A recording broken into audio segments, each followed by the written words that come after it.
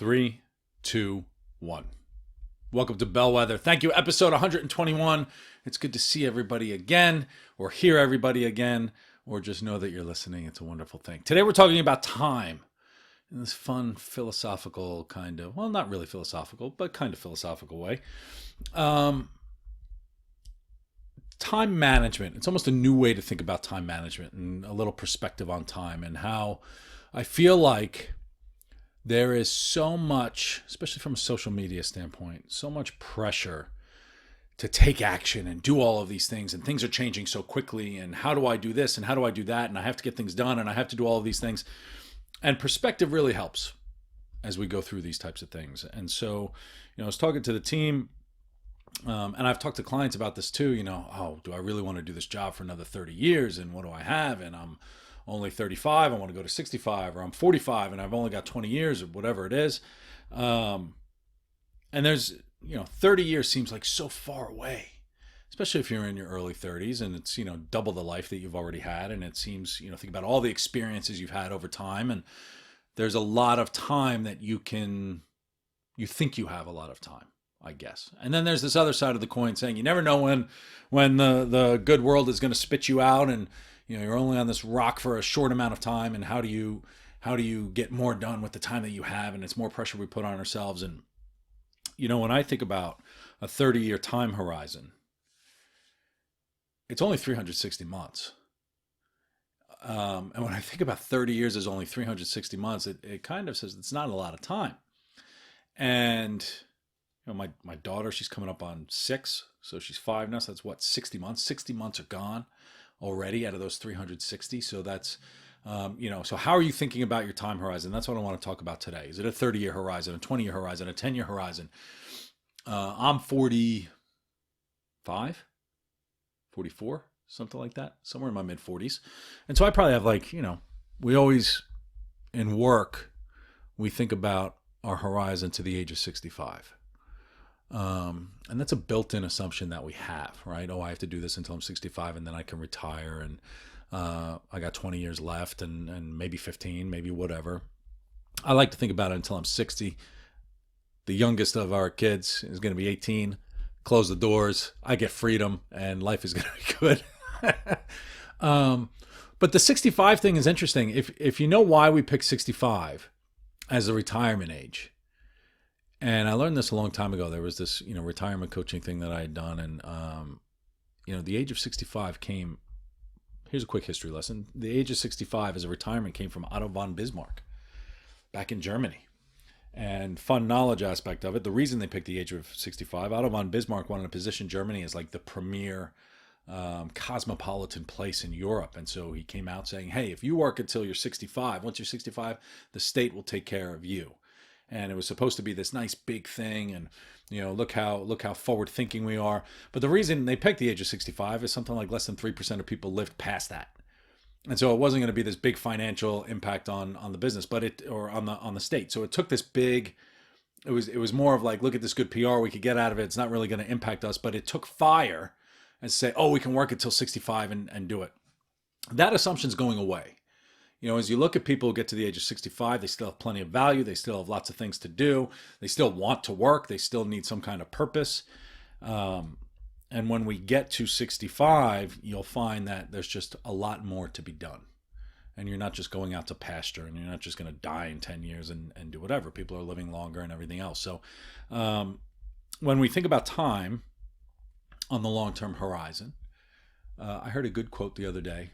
Some guy named Kevin Kelly. I have no idea who he is. Not the Kevin Kelly I know. I actually know a couple of Kevin Kellys, but none of those. I don't know who Kevin Kelly is, but I heard this quote. We tend to overestimate what we could do in the short term and underestimate what we can do in the long term. And that's, when we think about saving for retirement and all of these things, it sneaks up on us, right? All of these things sneak up on us and say, where did the time go? And we need different mindsets to accommodate for this. We need, a long-term kind of vision, a short-term vision, a 1-year vision, a quarterly vision, a monthly, a weekly, whatever it is, a daily. And we have to change our mindsets on each of these because who we are as an individual actually changes. One of the things I learned when I was becoming a coach is, you set all these goals for yourself and you make a little bit of progress on one of these goals. You actually become, if your behavior changes, which it will, you actually become a different person. You're going to make different types of choices over time as you become a different human being and a different person, and context changes, the world changes, you get kids, you get, you buy a home, whatever, you get all of these types of things. And so we have to do this constant reevaluation on what's relevant and what's important to us. And part of that reevaluation is to recognize the progress that we've actually made. And we lose sight of all the things that we've accomplished over a period of time. And when I speak to clients who are frustrated with, 20 years in corporate and who am I and where am I going? And there's never a discussion on the progress that they've made. And that's usually where I like to start. Let's talk about where you were and where you've become. And when we look at our to-do lists and all the things that's not getting done, just throw it away. It's so cathartic to just throw out half your list. There was always this lifetime goal to be able to speak French, and I don't think I'll ever speak French, and that's okay. Because here's what happens. There's a lot of research on deadlines, and we put these arbitrary deadlines on ourselves, and sometimes it helps you take action. Right, and that's the point of a deadline. We set this deadline, and I'm a procrastinator, and I get this little spark of creativity whenever something's due the next day, and I've been thinking about it, and that's just how I like to operate, and I could do things really quickly and really well with these deadlines. However, pushing things that we don't really want to do or that aren't really going to happen to the whatever this task is, to a deadline, it creates stress. So some research finds that it lessens creativity because of these things that you don't want to do. And so how do you just get them off and get them off of your list, whether you just take whatever short-term action you have to do to push it back, or do you actually change it or delete it or whatever it is that you want to do. So we are people, we become what we prioritize over time. And what's important for us and what's a priority for us changes over time. And so when we think about, I've got 360 months, 240 months, whatever it is, it gives you a different kind of, oh, you know what? In 5 months, could I get this kind of progress? And what kind of progress am I looking towards, some bigger goal of whatever it is that I wish to do? And one of the books that I always like to read, I probably read it annually, or at least I try to, is called The War of Art. And I like The War of Art. It's by a guy named Stephen Pressfield. And he wrote it for writers in terms of getting past writer's block. And I feel like it's when we think about progress and what we need to do and what we wish to do and what we hope to do and all of these types of things, he has something he calls the resistance. We always have a reason why we can't take action on some of the things that we actually want to take action on. Work is more important, or this thing comes in, or we've got this stupid shit on instant, social media, whatever, we're watching these videos. All these things could fill our time. The new Netflix series, whatever it is. And some of those are good in their place, right? Sometimes we need to just check out and do that. But if we think about these things as just resistance to what it is that we're looking to accomplish over the long term, preventing us from making the progress that we wish to make. I just met a woman the other night. I was doing some speech at a local library who's been wanting to write a book. She's probably in her early 70s. And I wrote all these different things and I haven't done. I said, well, why don't you just write it? And she's got some kind of block of resistance, whether it's fear of what other people will see or whatever.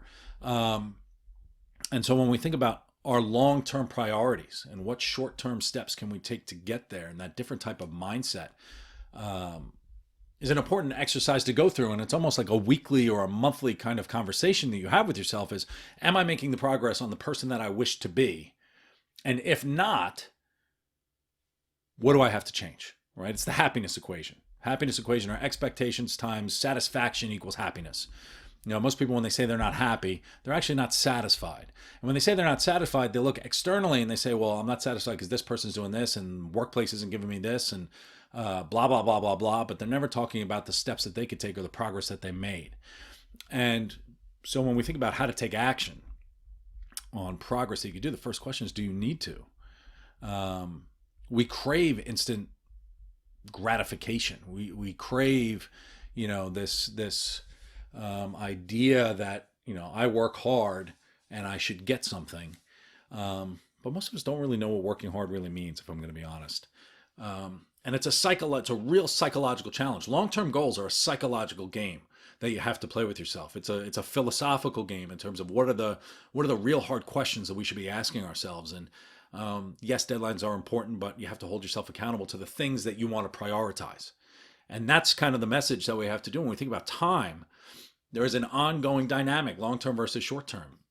There was a, may he rest in peace, Peterson. His last name was Peterson. He used to be the head of executive coaching at Google. He spoke at one of our conferences, and I may have shared this on the podcast before, but he had this grid of questions that you could ask yourself. And he shared it with us and said that we could share it. I give him credit whenever I do share it.